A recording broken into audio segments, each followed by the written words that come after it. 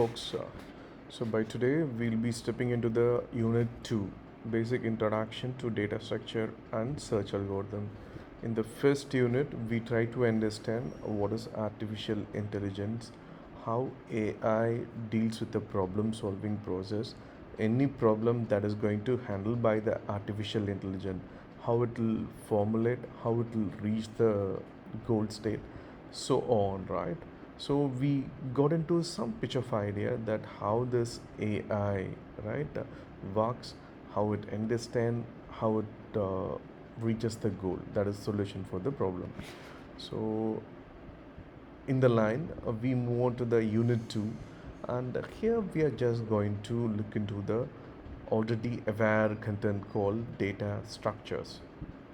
You people might already come across this data structures, how the data gets structured, why the data should be structured, and the basic data structure concepts like stack, queue, tree, graph, linked list, so many things, right? In that way we have recaps, right, of a few concepts of data structure, because this AI is in highly need of a data structure basics. Why? Because AI will be getting intelligence only with the data.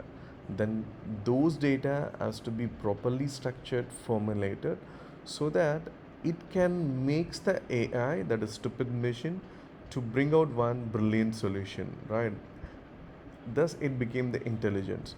So an intelligence from the human going to make the machine to be artificially intelligent, and that intelligence came from the data what we are penetrating to the machine. And those data is not a 20 records, 30 records, 1 MB, 1 GB of data. It's huge, it's enormous. So all those data need to be properly structured so it can be easily stored and retrieved. So in that way we go on to the basic fundamental data structure concept. First, the most familiar easy thing, stack. So when you hear of the stack, then you can immediately remember, early, I think, 95 and all, or we can say 2000, 2005 and all. There will be one storage container for storing the CD or DVD disk. A spindle like structure will be there.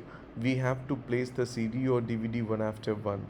So there will be one opening at the top. Through that only we can place, insert the CD or DVD. So same kind, same working principle behind the stack. How the data gets stored, the data put onto the stack with a one and call top, and it will be deleted from the stack with a one and call top.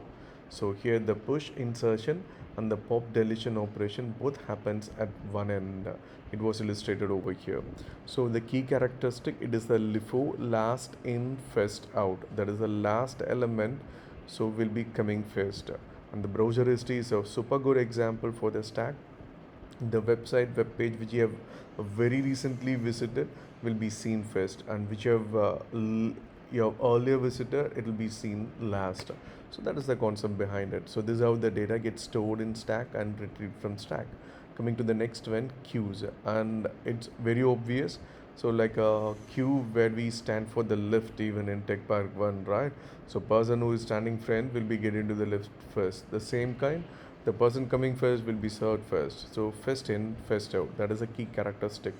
So here we are having 1 and 4 insertion called rear, 1 and 4 deletion, that is coming out after the service get over, that is a front. So a super good example is a printing queue, documents or printer in the order they are just submitted off. And the fine example is a tree for the data structure. So a normal inverted tree, it's a hierarchical format. It's a parent-child formatting of the data. So we can see that a tree-like structure will be created to store the data. And the top of the tree will be having one node called a root node, and we'll be forming a data like parent, then child, then child. It goes on. So we have certain terms to be remember over in tree data structure, whereas in stack we remember push pop, whereas in queue we remember front and rear, and there LIFO, and here FIFO, and now tree data structure, we have to remember the root node is said to be the top of the node, and nodes are where the data gets stored, and connecting between the node is called edges, and inside the node we call the key, and we call some node as a parent, and below node of the parent called the child, and two node that connected to one parent called the sibling, and altogether we can say one subtree, right? We can also call as a subtree, and each level is said to be the level 0, 1, 2, 3, and goes on. And the node that is not having any node, that is child node, it is called leaf node. And super good example for tree is files and folders where the data gets stored in a hierarchical pattern, right? You can, even if you log into the my document, you can find the list of folders and followed by subfolders and the file content inside the file structure, right? And the one another data structure concept is a graph. We are having a similarity between the trees and graph, but still it is quite different from the tree, because tree is hierarchical format, and tree always have the parents and child. It is hierarchically arranged, whereas the graph, it is just crumble, it's scrabble between the root nodes and the edges. We can have any nodes anywhere around, and we cannot say parent and child. The only thing, we'll be having a connectivity between the node to another node by means of the edges. And we have the directed graph and undirected graph. We say that only this direction to reach this particular node. If there is an arrow in the edges, then it is called directed. If there is no arrow, then it is undirected graph. It's very obvious to understand. And the very super good example for graph is roads and cities that can be represented as a can be represented in a graph. So similar way, the Google map works for it by making all the data to be get stored in an organized way, and the shortest path can be easily found based on the weightage, right? And usually in the Google map uses the number of kilometer distance or traffic density and so on.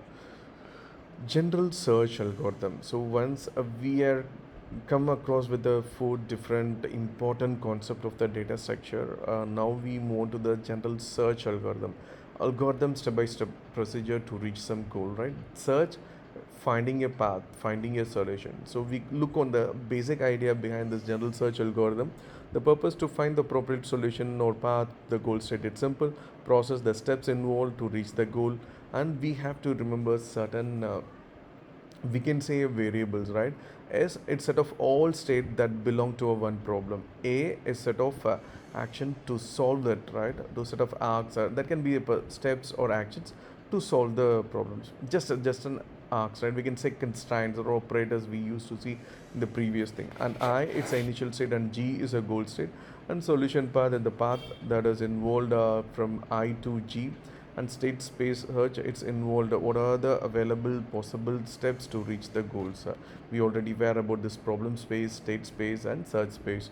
In that way, now we look for more deeper that initial setup, right? Initial setup of AI for any problem, it actually understand what is I, its initial state, what is G, it's a goal state, and what is L. L consists of the list. That list consists of all the states that belongs to the intermediate steps of the problem, and X is the present state. So when L is not empty or existing solution is there, then it has to be worked on. If we reach the solution, then we can say it is succeeded, else it is failure. Just a problem solving agent. So before that, we are trying to understand what is search algorithm, right? General search algorithm. Now problem solving agent is nothing but it's a AI. It is going to mimic the human, and it is trying to find the solution for the problem. So whenever it takes the problem, it defines a goal, it identifies the problem, it searches for the solution, takes the action to reach the goal. And now take one example, Google map. If you want to reach to some one particular restaurant, then that is a problem. That is a problem for you, right? Problem in the sense you need to reach to the restaurant, and formulating the goal, you have to reach the restaurant. Formulating the problem, identify that current location and the destination location, and how we are going to move on. Search for solution. Google Maps find out the best possible solution and just give the which is the optimized way for you to reach the destination. Take action you have to implement by choosing the transport and move on. One final example for problem solving agent. Consider we are having a cleaning robo. So here the goal is to clean the hall, and the formulate the problem, formulating the goal is the hall has to be get cleaned by the robo, right? And the formulating the problem is uh, the objective is to clean the hall completely by understanding all the obstacles that is furniture arranged. So searching for the solution. So robo will be starting at one point to reach in the entire hall and clean it. So in between it identify all the obstacles and get record of it. The best path will be identified for cleaning efficiently, and execute the action. Now it takes into the action that which path it has been desired as optimized one will be taken and move in front to clean it, and finally it achieves its objective. So these are the simple understanding for the search algorithm and steps for problem solving agent. So next we see on the next class. Thank you guys. Good day.